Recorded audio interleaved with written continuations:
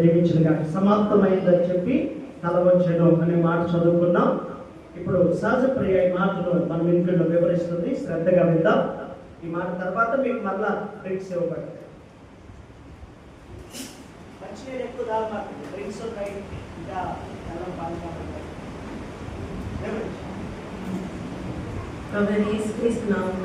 అందరికీ శుభవార్త శుభాకాంక్షలు తెలియజేస్తున్నానండి.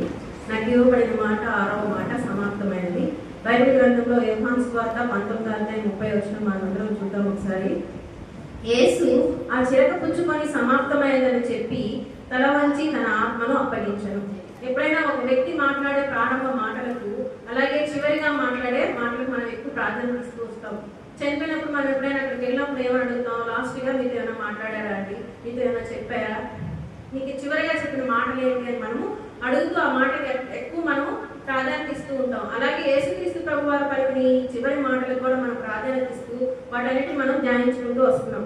అయితే పిల్లలు నాకు ఇచ్చిన మాట సమాప్తమైనది.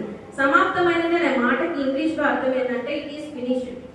యేసుక్రీస్తు ప్రభు వారు ఎలా ఉన్నారంటే ఐ ఆమ్ ఫినిష్డ్ అనలేదండి, ఇట్ ఈస్ ఫినిష్డ్ అన్నాడు. ఐ ఆమ్ ఫినిష్డ్ అంటే ఏంటి? నా పని అయిపోయింది అని దేవుడు ఇక్కడ అనలేదు. ఎప్పుడైనా చనిపోయే ముందు అందరూ అంటుంటారు కదా, నా పని అయిపోయింది, నేనేం చేయలేకపోయాను, నా పని ఇంకేముంది, పిల్లలకు కూడా నేనేం చేయలేకపోయాను అని అంటూ ఉంటారు క్లారిటీ లేకుండా, కన్ఫ్యూజన్ తోటి, ఎలా అంటారు, బాధతోటి అలా అంటారు. కానీ యేసుక్రీస్తు ప్రభు వారు ఆ మాటలన్నీ అలా చెప్పలేదండి. ప్రభు ఏ పని కొరకైతే ఈ లోకానికి వచ్చాడో ఆ పనిని సంపూర్ణం చేసి సమాప్తమైనదని పలుకుతూ వచ్చాడు. అయితే యేసు ప్రభుకి ఏ పని అప్పగించాడు? యేసు ప్రభు ఏ పనులను సంపూర్ణంగా చేశాడో ఒక 4 విషయాలు చూద్దామండి. మొదటిగా ఏంటంటే తండ్రి చిత్తాన్ని సంపూర్తి చేశాడండి. యోహాను సువార్త 4:34 ఒకసారి చూద్దాం. యేసు వారిని చూచి నన్ను పంపిన వారి చిత్తము నెరవేర్చుటయు ఆయన పని తుదముట్టించుటయు నాకు ఆహారమై ఉన్నది. యేసుక్రీస్తు వారి పని ఏంటంటే ఆయన చిత్తాన్ని సంపూర్తి చేయడం. మానవుల రక్షణ కొరకై తండ్రి అయిన దేవుడు యేసుక్రీస్తుకు ఒక గొప్ప కార్యాన్ని అప్పగించాడు. ఏంటి ఆ కార్యం, ఏంటి ఆ పని అంటే యేసుక్రీస్తు ప్రభు వారు పాపం లేకుండా జీవించి లోక రక్షణార్థమై శిలువలో బలియాగమే ఆయనకి ఇచ్చిన పని. ఆ విధంగా తన తండ్రి ఇచ్చిన చిత్తాన్ని ఆయన సంపూర్తి చేస్తూ వచ్చాడు. రెండవదిగా చూసుకుంటే ధర్మశాస్త్రాన్ని ఆయన సంపూర్తి చేస్తూ వచ్చాడు. రోమా రాసిన పత్రిక 10:4 ఒకసారి చదువుదామండి. విశ్వసించు ప్రతి వానికి నీతి కలుగుటకై క్రీస్తు ధర్మశాస్త్రమునకు సమాప్తి అయి ఉన్నాడు. యేసుక్రీస్తు ప్రభు ధర్మశాస్త్రాన్ని ఎలా సమాప్తి చేశాడంటే పాత నిబంధన గ్రంథంలో మొదటి 5 అధ్యాయాలన్నీ ధర్మశాస్త్రాల గురించి రాయబడి ఉంటాయి. ఈ 5 అధ్యాయాల్లో ఏముంటుందంటే మన ప్రవర్తన ఎలా ఉండాలి, మనం ఏం తినాలి, ఎలా జీవించాలి, ఇంకా కొన్ని ఆజ్ఞలు, నియమాలు, కట్టడలు ఇలా అన్నీ ఉంటాయి. అయితే ధర్మశాస్త్రంలో పాపానికి ప్రాయశ్చిత్తంగా వాళ్ళు ఏమర్పించేవాళ్ళు? కొన్ని జంతువులను అర్పించేవాడు. కోడలను, గొర్రెలను, మేకలను అర్పిస్తూ వచ్చాడు.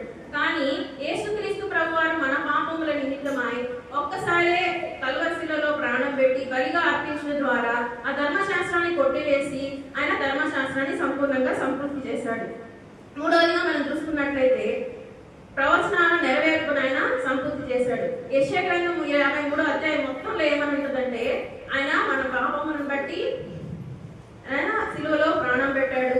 ఇంకా ఏముంటది, మన కొరకు ఒక రక్షకుడు వస్తాడు, ఆయన శిలువలో బలి అవుతాడు, శ్రమను పొందుతాడు. ఇదంతా ఎలా ఉంటుందంటే ఈ ప్రవచనాలు ఇవన్నీ, ఈ ప్రవచనాలన్నింటినీ దేవుడు సంపూర్ణంగా సంపూర్తి చేసి ఆ శిలువలో సమాప్తమైందని పలుకుతూ వచ్చాడు.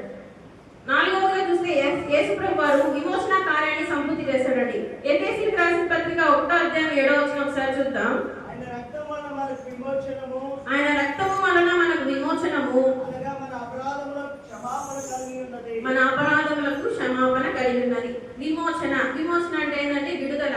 మన పాపములను బట్టి ఆయన కల్వరిశిలలో ప్రాణం పెట్టడం ద్వారా మనకు విమోచన జరిగింది. విమోచన ద్వారా ఆయన కార్యాన్ని సంపూర్తి చేస్తూ వచ్చాడు. యేసుక్రీస్తు ప్రభుకి ఇచ్చిన పనులన్నీ ఆయన ఎలా చేశాడు? సంపూర్తిగా చేసి సమాప్తం అని చెప్పి పలికాడు. అయితే పిల్లరా, ప్రభు మనకి ఇచ్చిన పని ఏమిటి? రక్షణ పొందిన ప్రతి వ్యక్తికి దేవుడు కొన్ని పనులు ఇచ్చాడండి. వాటిలో ఒక 4 విషయాలు మనం చూసుకుందాం. మొదటిగా దేవుడు ఇచ్చింది ఏంటంటే రక్షణ పొందిన వారు తన రక్షణను కాపాడుకుంటూ రావాలి. మనకి దేవుడు ఇచ్చిన రక్షణ మనం ఎలా కాపాడుకోవాలి? భయంతోనూ భక్తితోనూ కాపాడుకోవాలి. ఇలా కాపాడుకుంటూ ఉండాలని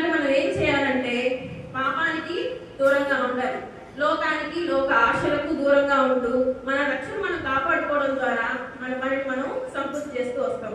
అలాగే రెండవది ఏంటంటే మనం ప్రార్థన చేయడం, అలాగే బైబిల్ చదువుకోవడం. ప్రార్థన చేయడం, బైబిల్ చదువుకోవడం. ఇలా ప్రార్థనలో బైబిల్ చదువుతున్నప్పుడు ఏమైంది, మనకు అన్ని మంచి కార్యాలే చేస్తాం. అలాగే మన మైండ్ ఏమైంది, డైవర్ట్ అవ్వదు. లోకానికి, లోక ఆశలకు, లోక కోరికలకు, పాపానికి మనం దూరంగా ఉంటాం. కాబట్టి మన పని ఏంటంటే ప్రార్థన చేయడం, బైబిల్ చదవడం. అలాగే మూడోది ఏంటంటే దేవుని పరిచయం చేయడం. అసలు మనం దేవుని పరిచయం చేయాలంటే ఏం చేయాలా, ముందు దేవుని సంఘానికి రావాలి. సంఘంలో దైవజనుని మాట వినాలి. ఆయన మాటకు మనం ఎలా ఉండాలి, లోబడి ఉండాలి. ఇంకా ఇతరుల ఏడలో మనం ప్రేమ కలిగి ఉండాలి. ఇంకా ఏం చేయాలి, నమ్మకమైన వారిగా ప్రతి పని, అప్పగించిన పని మనం ఎలా చేయాలి, నమ్మకమైన వారిగా చేస్తూ మన పనిని మనం జాగ్రత్తగా, నమ్మకంగా, దేవునికి నమ్మకంగా ఉండాలి. నాలుగోది అన్నిటికంటే ముఖ్యంగా ఏంటంటే సువార్త చెప్పాలండి. మనం రక్షణ పొందడమే కాదు, ఇతరులకు రక్షణ సువార్తని మనం అందిస్తూ రావాలి.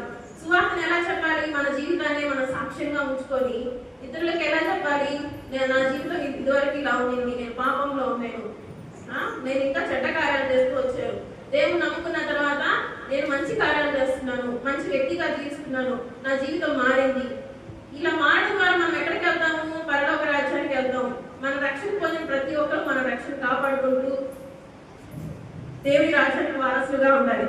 మనం కూడా మన పనిని మరణ అంతము వరకు సంపూర్ణంగా చేసి పరలోక రాజ్యంలో వారసులుగా ఉన్నట్టు దేవుడు గొప్ప సహాయం చేయను గాక. Amen. Amen. Praise the Lord. చక్కగా 6వ మాటను మనకు వివరించిన చెల్లికి వందనాలు తెలియజేస్తున్నాను. 6వ మాట